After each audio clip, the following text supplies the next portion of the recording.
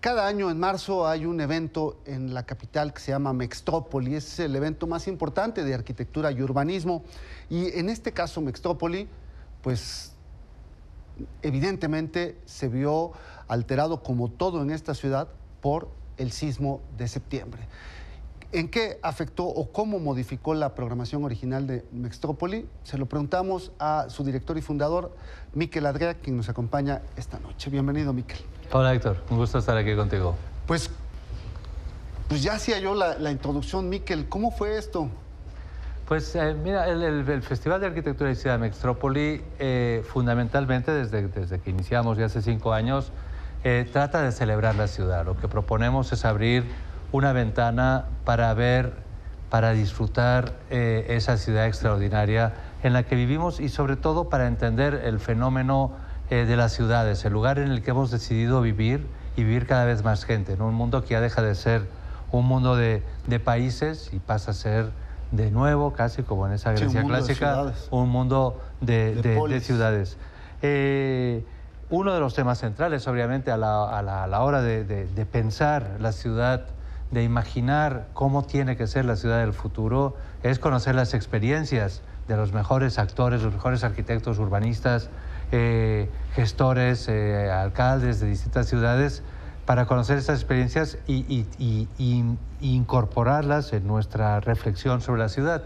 Y sin duda, uno de los temas centrales, justo a los 6 meses del temblor que azotó la Ciudad de México, el 19 de marzo, vamos a estar reflexionando sobre qué hemos hecho después de esos 6 meses, qué hemos hecho en reconstruir México, en reconstruir la ciudad y también en reconstruir muchos estados que quedaron claro que no fue solo la Ciudad de México, dañados, ¿no? Pues seguir reflexionando sobre si esos modelos en el que ya hay un consenso claro de que para tener una mejor ciudad tiene que ser más compleja, más plural, más equitativa, mejorar el transporte público y también redensificar. Tenemos que reevaluar, repensar si cuando hablamos de redensificar sigue teniendo sentido en una ciudad que se mueve como esta. Y sobre todo si los tomadores de decisión están escuchando este debate, ¿no? Si llega a sus oídos la necesidad de revisar qué tipo de ciudad están planeando y programando ahora que vienen las elecciones, por ejemplo. Eso que dices, Héctor, es fundamental. La ciudad es un proyecto, es el proyecto más complejo que hemos hecho en la humanidad. Y es algo que no puede depender solo ni de los políticos, tampoco de los arquitectos o de los urbanistas. Es un proyecto común que lo tenemos que hacer entre todos. O del mercado, ¿no? El mercado tiene mucho que decir. Sin embargo, la sociedad organizada y con sus representantes en los gobiernos debería controlar qué es lo que pretendemos o qué pretenden hacer los desarrolladores. Lamentablemente, hoy por hoy, los únicos que piensan y llevan a cabo la transformación de la ciudad, el desarrollo de la ciudad, son los desarrolladores. Muchas veces con proyectos sumamente interesantes, pero siempre desde una perspectiva que atañe a sus intereses. Un buen gobierno tiene que ser capaz de tener un proyecto de ciudad, una idea de ciudad, que la comparta previamente, que veamos que si estamos de acuerdo con esa idea de ciudad y que lo apoyemos, lo reforcemos con proyectos concretos, con ideas concretas para llevar a cabo ese modelo de ciudad. Es decir, no podemos seguir pensando en que aparezcan gobiernos como nos ha sucedido sin un proyecto de ciudad, que solo están reactivamente, es decir, tapando baches en el sentido más literal, claro, y también figurado de la palabra, y tampoco podemos caer en la confusión de que supuestos gobiernos de izquierda se dediquen a privilegiar el transporte privado, los coches, segundos pisos, etc. Es decir, una ciudad, como sabemos, ya hay consenso global que va a ser mejor, tiene que ser más inclusiva, tiene que privilegiar el espacio público, tiene que privilegiar la banqueta. Tenemos que tener la mejor banqueta del mundo, claro,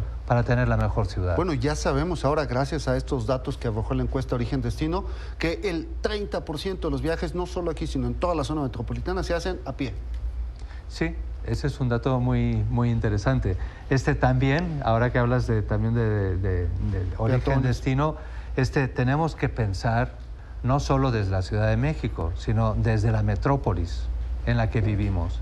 Y eso nos afecta, tenemos el mismo aire, tenemos la misma agua o la misma escasez de agua, y deberíamos tener un transporte conurbado, un transporte metropolitano que nos permita acercar esos puntos de origen y destino. Es decir, una ciudad será mejor en la medida que sea compleja, que permita ser una ciudad caminable, que proteja a los que van en bicicleta, que privilegie el transporte público, especialmente el metro, que sigue siendo el mejor transporte público, su sustituto, el modelo brasileño que acabamos importando en tantos países, de superficie también, y que siga permitiendo pues también ese transporte privado, el coche, claro, pero con las restricciones que ayuden. Que una ciudad moderna tiene. Claro.